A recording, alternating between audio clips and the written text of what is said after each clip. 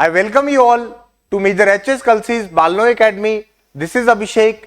Today we are going to cover our current affair question of CDS PYQ of 2025. आज हम 2025 का current affair CDS के cover करने जा रहे हैं. Let's start.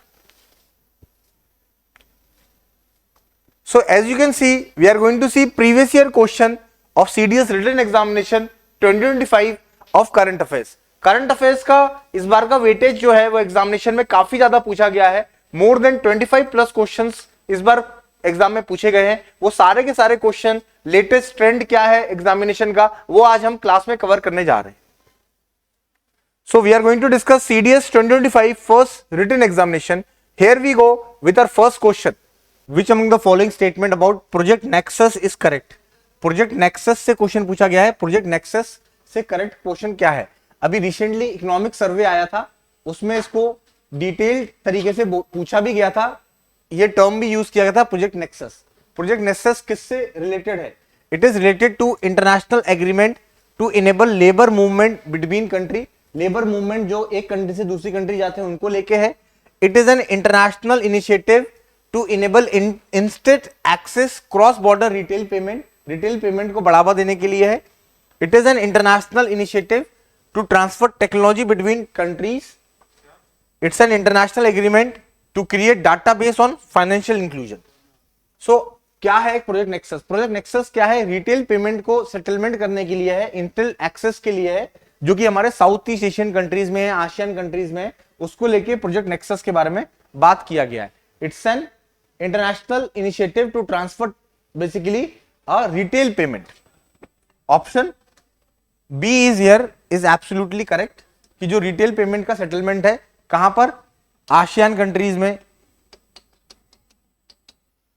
आसियान नेशन में, नेबरहुड कंट्रीज में, उसको लेके ये बात किया गया. प्रोजेक्ट नेक्सस को हमने रिसेंटली न्यूज में भी था और यही क्वेश्चन CDS में पूछा गया है.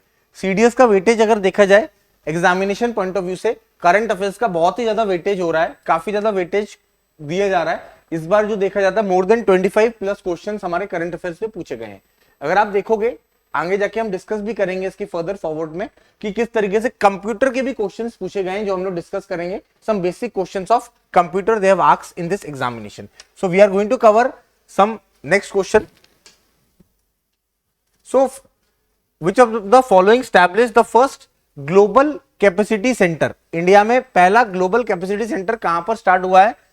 Honeywell, Citibank, that is called Texas Instrument, and SAP Lab India, that is called Texas Instrument. Option C over here is absolutely correct. If we go to the next question, in alignment with guideline of national or you can say new education policy 2020 में आई, 2020 में आई. पोषण भी, पढ़ाई भी was launched under which among the following program? किसके लिए start किया गया? पोषण भी मिलेगा आपको, प्रॉपर न्यूट्रिशन की भी बात भी की गई है और पढ़ाई की भी बात की गई है. किसको लेके बात किया है? That is early childhood care and education की बात की गई है. That is option C over here is absolutely correct, जो कि हमारा 68 क्वेश्चन बोलता है. न्यू एजुकेशन पॉलिसी में बोला गया था पढ़ाई भी, पोषण भी. That is early childhood care education की बात करता है. अगर आप अर्ली चाइल्डहुड की बात करें तो ये हमारा DPSP में बात किया गया है. अर्ली चाइल्डहुड एजुकेशन की बात करने की बात करता है. फंडामेंटल राइट्स हमारे राइट टू एजुकेशन की बात करता है. 6 से 14 साल के बच्चों के लिए फ्री एंड कंपलसरी एजुकेशन की बात भी ये कर रहा है. नेक्स्ट बात करते हैं, which among the following is basically talked about integrated teacher training programme. अब टीचर ट्रेनिंग प्रोग्राम को लेके कौन सा इनिशिएटिव चलाया गया था? कौन सा इनिशिएटिव चलाया गया था? विद्या प्रवेश, निष्ठा, Vidyanjali and Diksha. So basically निष्ठा स्कीम था जो कि टीचर ट्रेनिंग को लेके बात किया गया था. इसका फुल फॉर्म है national initiative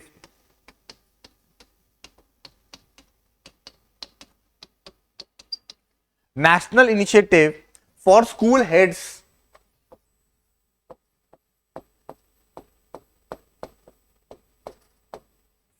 heads and teacher holistic advancement and teacher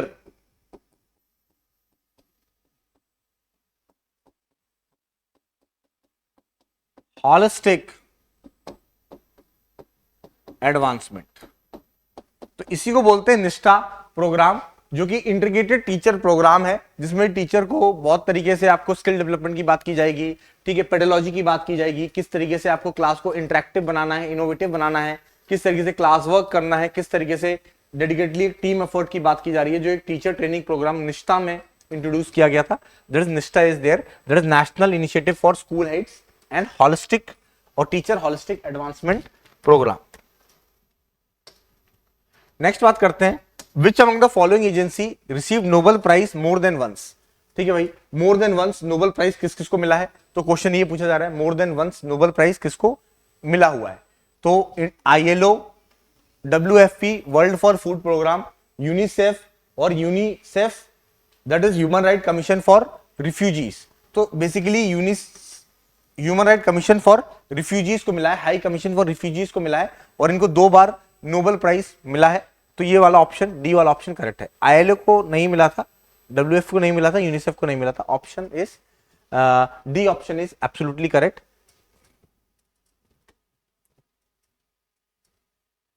next बात करते हैं, international day democracy, international day of democracy describe और can decided by United Nation General Assembly resolution observe.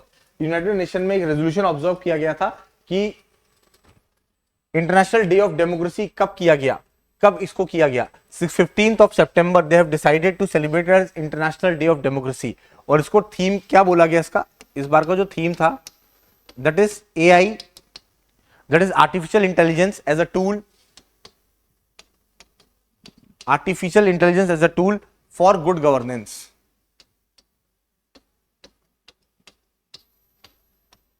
For good governance, तो इस बार का theme था AI as a tool for good governance, और 15 सितंबर को इसको हमने यूनाइटेड नेशन जनरल असेंबली ने इसको ऑब्जर्व किया था, रेजोल्यूशन देखिए ऑब्जर्वेशन लिया गया था।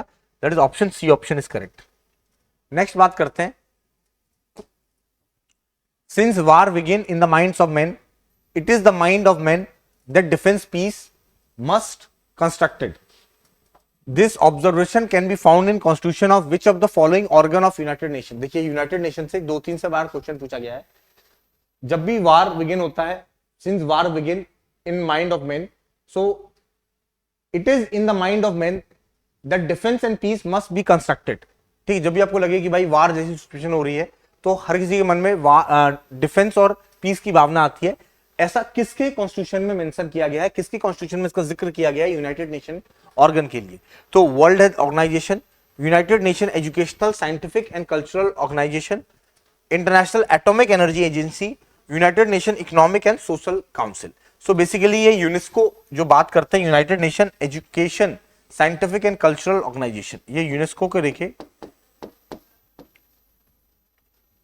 इसकी बात की गई है, जिसमें कि ये बोला गया है सिंस वार बिगिंस, और इसको कॉन्स्टिट्यूशन में डाला गया था, और option be here is correct. और हमारा ऑप्शन बी यहां पर क्या है, करेक्ट।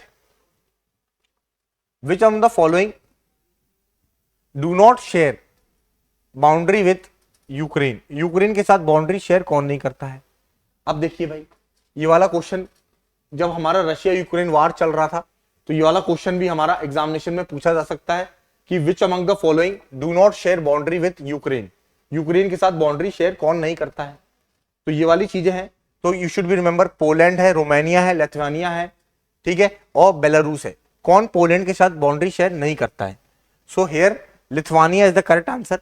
देखो मुझे नहीं भी पता है तो मुझे इतना पता है, Lithuania is basically what, Lithuania is a Baltic state. ये बाल्टिक कंट्री है और बाल्टिक स्टेट में आता है, तो जाहिर सी बात है लिथुआनिया तो होगा नहीं। तो मेरे को लिए तो ये मैं डायरेक्टली इसको अटेम्प्ट कर सकता हूं, और क्वेश्चन में मैं जा सकता हूं कि भाई सीधा सीधा मेरे आंसर्स भी आ सकते हैं। तो इस तरीके से मैं अपने आंसर्स को मार्क कर सकता हूं। तो पोलैंड होगा, रोमानिया होगा, बेलारूस होगा, ये सारी चीजें हैं जो आपको याद रखनी है, ठीक है। अगर मैं आपको बताऊं ये आपका यूक्रेन है, तो यूक्रेन किन किन के साथ बाउंड्री शेयर करता है, तो आप लोग उसको नोट डाउन भी कर लीजिएगा, तो आपका काफी हद तक चीजें आसान हो जाएंगी। ये यूक्रेन है, तो ये किस किस के साथ बाउंड्री शेयर करेगा, just to give you rough idea. ऊपर आएगा आपका बेलारूस, ऊपर आएगा आपका बेलारूस, यहां आएगा आपका पोलैंड, यहां आएगा आपका पोलैंड, यहां आएगा आपका स्लोवाकिया, यहां आएगा आपका हंगरी, हंगरी, ठीक है, Hungary, then your Romania, then your Romania will be there. So this way you should be remember about all the countries जो कि मेन है, जो मैंने आपको बताया. यहां पर आपका रशिया आएगा और यहां पर आपका ब्लैक सी आएगा. अब देखो मैंने आपको लगभग सारी चीज बता दी. पोलैंड, रोमानिया, बेलारूस आएगा, लेकिन आपका लिथुआनिया नहीं आएगा. तो यही आपका आंसर हो. वेरी सिंपल क्वेश्चन, न्यूज में भी था और हम इसको एक सिंपल तरीके से मैप के थ्रू हम इसको याद भी कर सकते हैं. क्योंकि देखिए सीडीएस का अगर आप ट्रेंड देखोगे, 2 साल पहले भी क्वेश्चन पूछा गया था सीडीएस में कि कौन सा एरिया ये बिलोंग करता है, कहां पर फाइट चल रही है. अब मान लो कल के दिन क्वेश्चन आएगा, name the country which shares border with Black Sea. Black Sea के साथ कौन कौन सा कंट्री बॉर्डर टच करता है. तो क्वेश्चन आपसे ये पूछेगा भाई ब्लैक सी के साथ किस किस कंट्री का बॉर्डर टच होता है. तो यहां पर आपका रशिया, रोमानिया, बस मैं आपको बता रहा हूं, बल्गेरिया,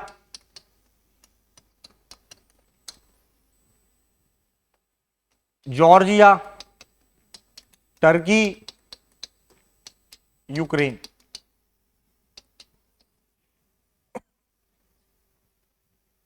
ठीक है, तो ये सारे कंट्रीज जो ब्लैक सी के साथ बॉर्डर टच करते हैं. तो कहने का क्या मतलब है, ब्लैक सी हो गया, कैस्पियन सी हो गया, रेड सी हो गया, हॉर्न ऑफ अफ्रीका हो गया, ठीक है, ट्रॉपिक ऑफ कैप्रिकॉर्न हो गया, कैंसर हो गया. यहां से कई बार क्वेश्चन बन जाते हैं और कई बार आपको ध्यान भी रखना है कि क्वेश्चन किस तरीके से बनेगा, किस तरीके से आपको क्वेश्चन को अटेम्प्ट करना है. नेक्स्ट बात करते हैं, which of the following is correct. कौन सा करेक्ट है, which of the following statement are correct. 2 statement दे दिए, इसमें से एक स्टेटमेंट करेक्ट बनना है. क्वेश्चन बोला है first law commission recommended for IPC 1860. पहला जो लॉ कमीशन बना था उसने रिकमेंडेड किया था कि आईपीसी की धारा लगाई जाए, लेकिन आईपीसी जो कोड है वो कंप्लीटली रिप्लेस कर दिया गया है भारतीय न्याय संहिता 2023 के अंदर. देखिए भाई, रिप्लेस तो किया है, नाम किया है, लेकिन कंप्लीटली नहीं किया है.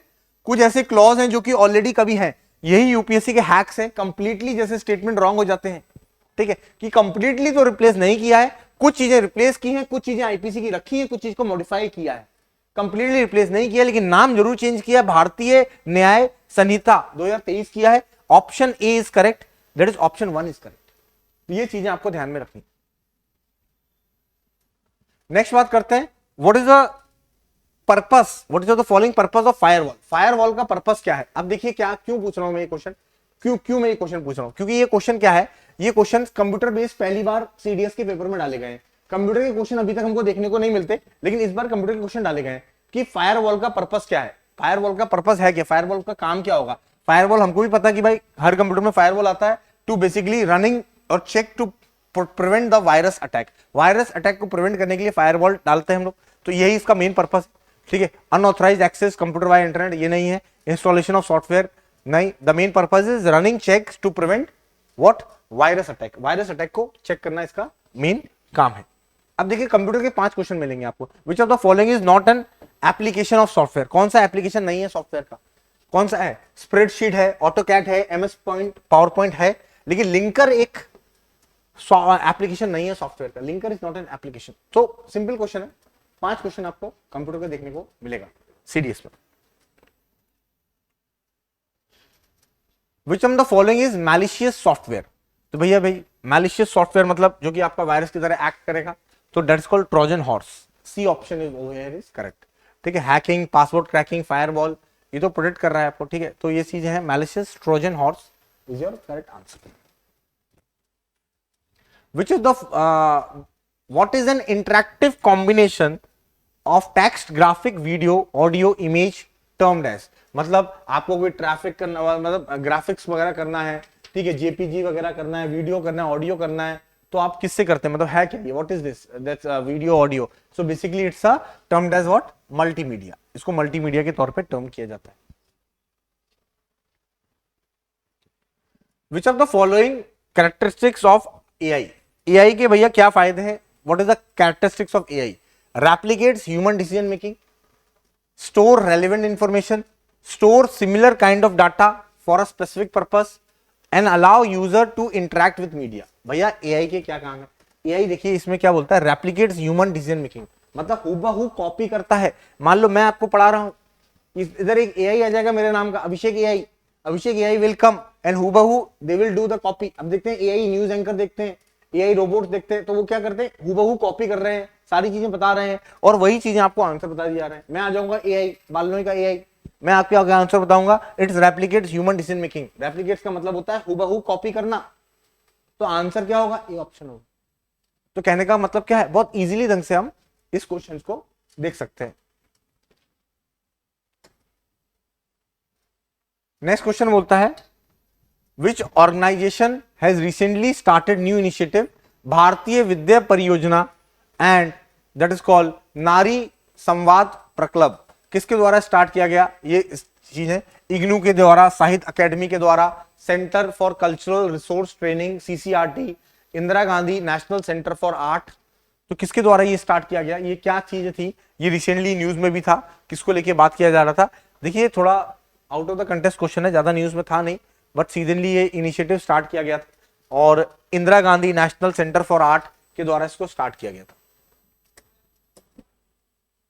नेक्स्ट बात करते हैं, which of the following educational institution established under Ministry of Culture promoting, preserve, protect, promote Lord Buddha teaching and value of love, compassion, non-violence for developing good moral values and practices।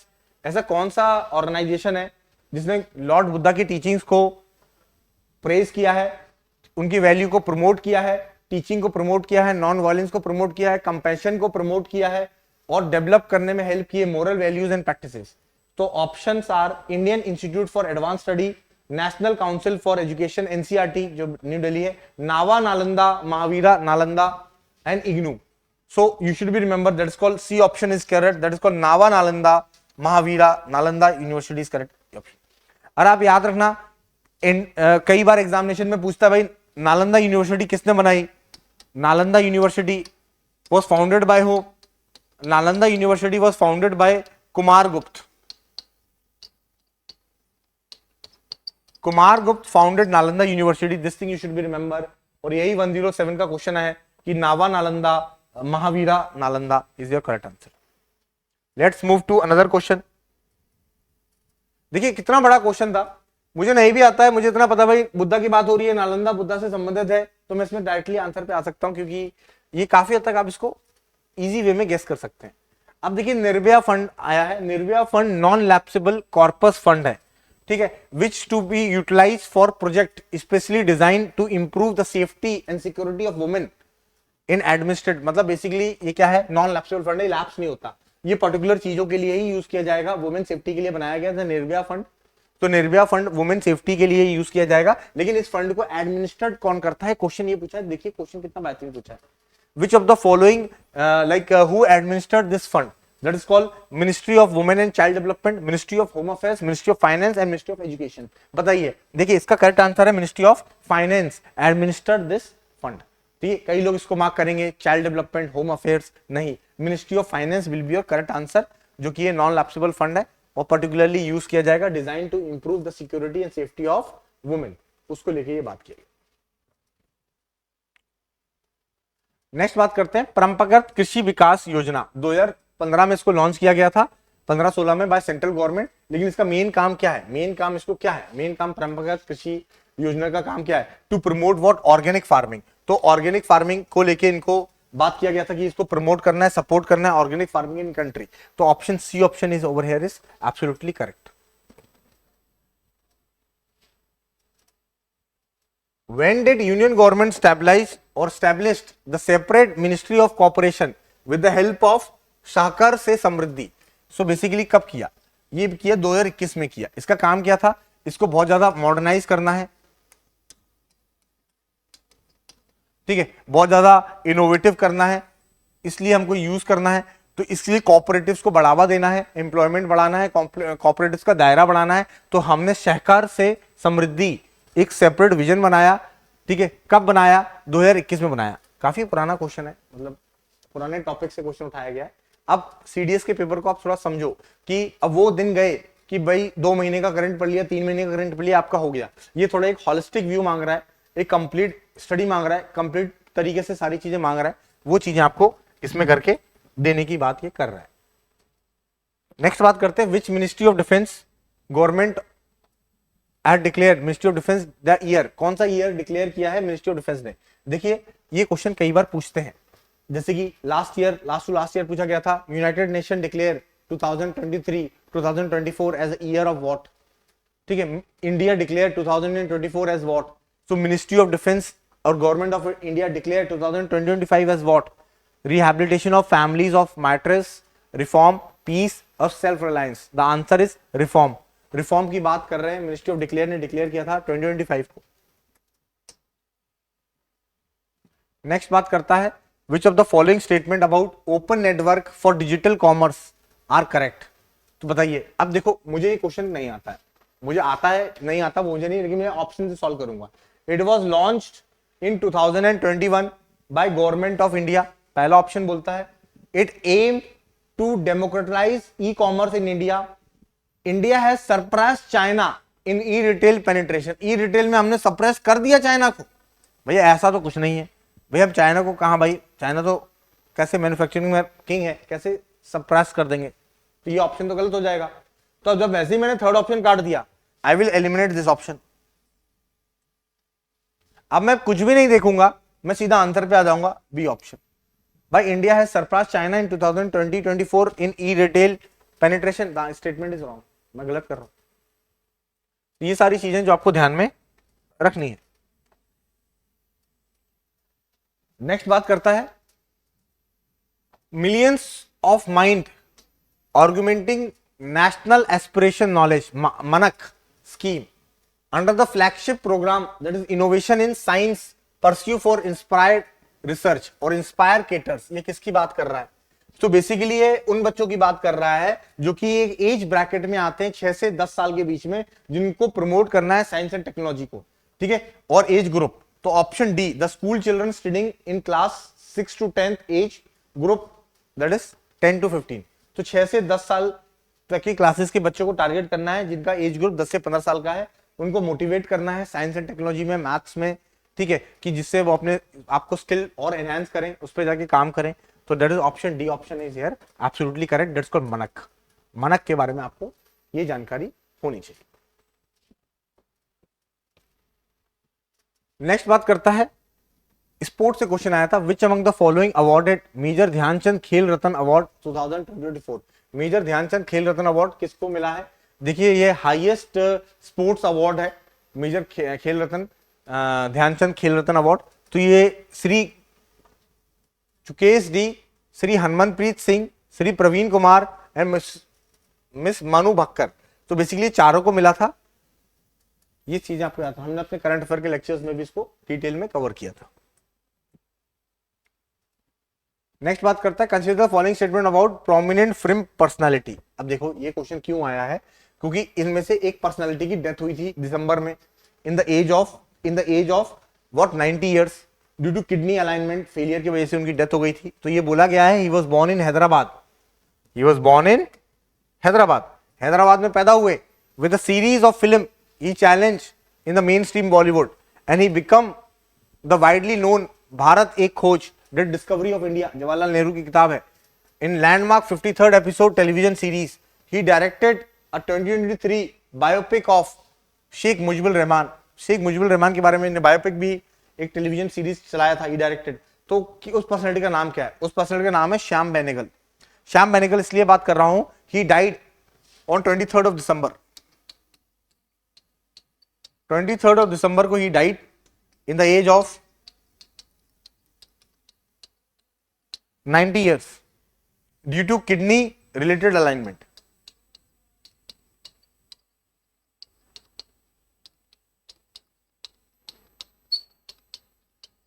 Kidney related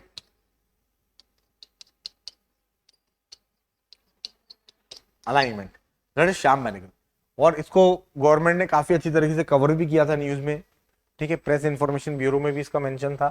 तो ये question पूछा गया था। देखिए question के आप level देखिए, क्या स्टोरी बनाया उससे क्वेश्चन निकाला, वहां से क्वेश्चन को पूछा। So order of Mubarak Al Kabir is the highest national award. अभी रिसेंटली मोदी जी को मिला था ये, मोदी जी गए थे कुवैत में, और कुवैत में ये हाईएस्ट अवार्ड मिला है। मोदी जी जहां जा रहे हैं, यूरोप जा रहे हैं, फ्रांस जा रहे हैं, यूएई जा रहे हैं, वहां पर हाईएस्ट अवार्ड मिल रहा है। तो ये Mubarak Al Kabir is the highest award in Kuwait, Kuwait में मिला है। So bald eagle is recently declare, was officially declare a national bird, national bird declare किया है, किस नेशन का है? डायरेक्ट ऑप्शन है USA is the correct answer, USA से है। अभी रिसेंटली यूएस में इलेक्शन भी हुए हैं, तो वहां के प्रेसिडेंट बने हैं Donald Trump, become the president, तो ये भी एक न्यूज में भी था। अभी यूएस न्यूज में इसलिए भी है क्योंकि टैरिफ वगैरह इंपोज किया गया है। Surya Kiran is a joint exercise between India and किसके बीच में है? बांग्लादेश, भूटान, नेपाल, नेपाल के बीच में है, और ये 18th एडिशन है।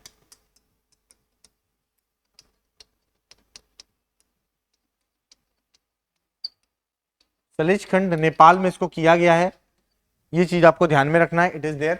और इसमें किसने पार्टिसिपेट किया है? गोरखा राइफल्स ने पार्टिसिपेट किया है। किसने पार्टिसिपेट किया है? गोरखा राइफल ने पार्टिसिपेट किया है।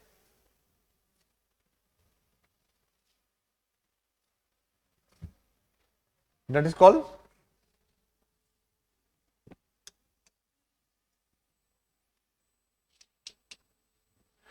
सलिज हांडी नेपाल, सॉरी। और किसने पार्टिसिपेट किया है? Gorkha rifles India and Nepal army ने पार्टिसिपेट किया।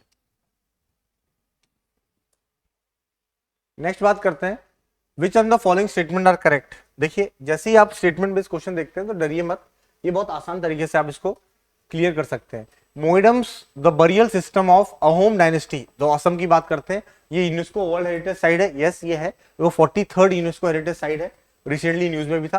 Government of India conferred the status of classical language of Pali, Assamese, Bengali and Maithili, क्या इनको ये लैंग्वेज ऐड किया गया है? बताइए भाई, पाली को किया, बंगाली को नहीं किया गया है, ठीक है। Project PARI is a initiative of ministry of education, no it is ministry of culture.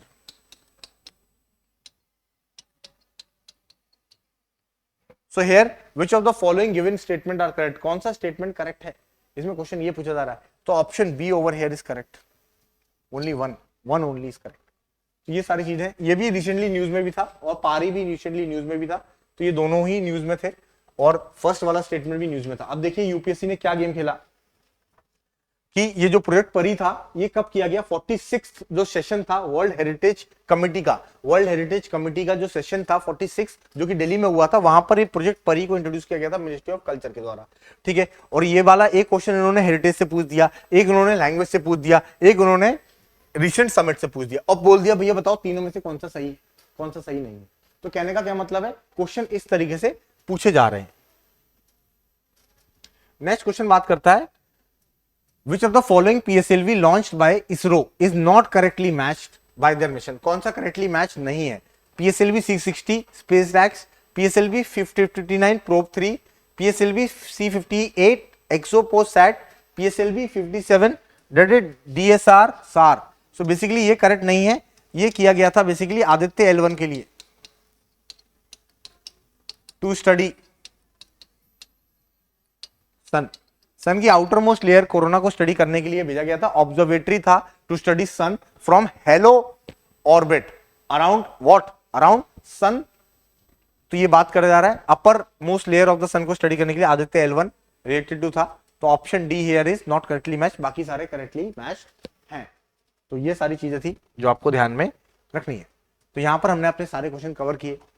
अब दो तीन चीजें समझ लो कि किस तरीके से क्वेश्चन पूछे गए हैं, किस तरीके से ट्रेंड आ रहा है सीडीएस के पेपर में। सीडीएस का ट्रेंड इस बार थोड़ा चेंज देखने को मिला करंट अफेयर बेस पे, इन्होंने थोड़ा स्टैटिक पोर्शन पे जोर दिया गया और करंट अफेयर लिंक करके पूछे गए, एक टॉपिक से करंट अफेयर उठा दिया, सेकंड से दूसरा टॉपिक उठा दिया, थर्ड से तीसरा टॉपिक उठा दिया, प्लस इसरो से भी क्वेश्चन पूछा गया, ऑर्बिटरीज से भी क्वेश्चन पूछा गया जो डेथ हो गई अभी रिसेंटली, ठीक है। आपके अवार्ड से भी क्वेश्चन पूछा गया, खेल रत्न अवार्ड से भी क्वेश्चन पूछा गया, मिलिट्री एक्सरसाइज से भी क्वेश्चन पूछा गया। आप देखिए जो करंट अफेयर का दायरा है सीडीएस के एग्जाम में, the vastness of asking the question has been increased, उन्होंने अपना दायरा बढ़ा दिया। तो आपको उस लेवल पे पूरी चीजें पूछनी पड़ेंगी कि इन्होंने मैक्सिमम चीजें कवर करी हैं जो सीडीएस में, जो हमको पेपर में सीडीएस के देखने को मिली। इससे हम अंदाजा लगा सकते हैं कि हमको किस तरीके से पैटर्न को स्टडी करना है, किस तरीके से क्वेश्चन आने वाले एग्जामिनेशन में 2025 सीडीएस सेकंड पेपर जो सितंबर में उसमें आ सकते हैं। I hope you understand each and every question, सारे आंसर्स आपको डिटेल में डिस्कस किए और आपको बताया भी, इससे कि आपको एक रफ आइडिया लग गया होगा करंट अफेयर्स के कैसे क्वेश्चंस पूछे गए हैं। कुछ कंप्यूटर का भी इस बार शॉकिंग था कि भाई 5 क्वेश्चन कंप्यूटर के भी डाल दिए गए, अब अवार्ड से भी डाल दिए गए, रशिया यूक्रेन वार से भी क्वेश्चन पूछे गए हैं। तो यहां पर हमने अपने डिस्कशन को एंड करते हैं। I hope you understand this lecture very well. Thank you and have a nice day. जय हिंद।